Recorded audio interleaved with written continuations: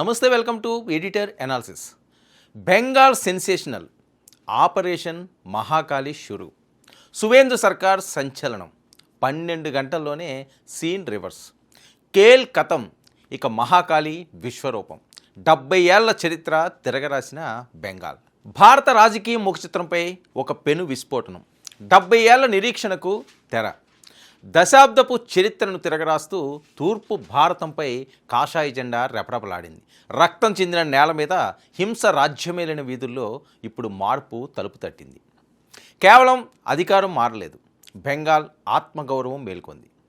సువేందు అధికారి బాధ్యతలు చేపట్టిన కేవలం 12 గంటల్లోనే బెంగాల్ చిత్రం పూర్తిగా మారిపోయింది.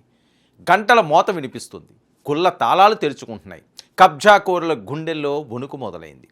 అసలు ఏం జరుగుతుంది బెంగాల్లో? ఏంటా ఆపరేషన్ మహాకాళి?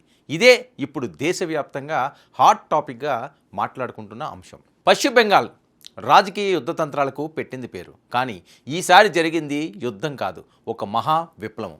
70 ఏళ్ల సుదీర్ఘ ప్రస్థానంలో తొలిసారి ఒక కొత్త చరిత్ర ఆవిష్కృతమైంది. మమతా బెనర్జీ కోట బద్దలైంది. సువేందు అధికారి సారథ్యంలో సరికొత్త సర్కార్ కొలువు తీరింది. అయితే ఇది కేవలం ముఖ్యమంత్రి మార్పు మాత్రమే కాదు, ఇది ఒక ప్రక్షాళన పర్వం.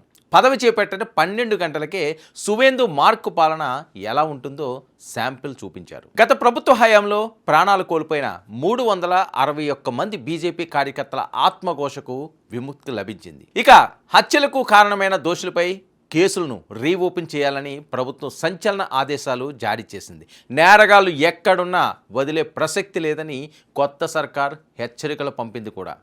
మరి అరాచక శక్తులు భరతం పట్టేందుకు ఆపరేషన్ మహాకాళి అస్త్రం సిద్ధమైంది. మత కల్లోలాలకు పాల్పడేవారు, భూ కబ్జాదారులు ఇప్పుడు ప్రాణాలు అరచేతిలో పెట్టుకుని పారిపోవాల్సిన పరిస్థితి ఏర్పడింది. ఇక గత 15 ఏళ్ల తృణమూల్ పాలనలో బెంగాల్ ఎదుర్కొన్న చీకటి రోజులు తలుచుకుంటేనే ఒళ్ళు గగురు పొడుస్తుంది.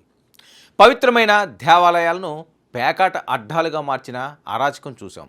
చదువుల తల్లుల కొలువు ఉండాల్సిన పాఠశాలను పార్టీ ఆఫీసులుగా మార్చుకున్న వైనము చూశారు.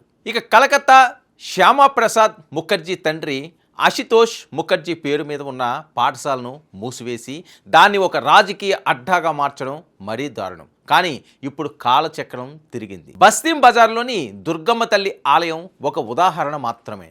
15 ఏళ్లుగా ఆ తల్లికి బందీఖానాలోనే ఉన్నట్లు తాళాలు వేశారు. కేవలం ఏటా దుర్గాష్టమి మాత్రమే తలుపులు తెచ్చేవారు ఆ గుడికి. కానీ బీజేపీ గెలవగానే సీన్ మొత్తం మారిపోయింది. ప్రజలే స్వచ్ఛందంగా ముందుకు వచ్చి తాళాలు పగులుగొట్టారు. 15 ఏళ్ల తర్వాత ఆ వీధుల్లో గంటల మోత వినిపించింది. ఇక గంగాజలంతో ఆలయాలు శుద్ధి చేస్తున్నారు. ఇది కేవలం పూజ కాదు, విముక్తి ప్రకటన అంటున్నారు.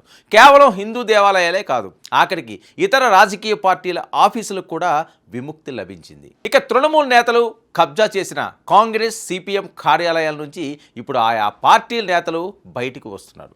తమ పార్టీ జెండాలను, మార్కిస్ట్ లెనిన్ ఫోటోలను తిరిగి గౌరవంగా పెట్టుకుంటున్నారు. అణచివేతకు ముగింపు పలికిన గడియలివి.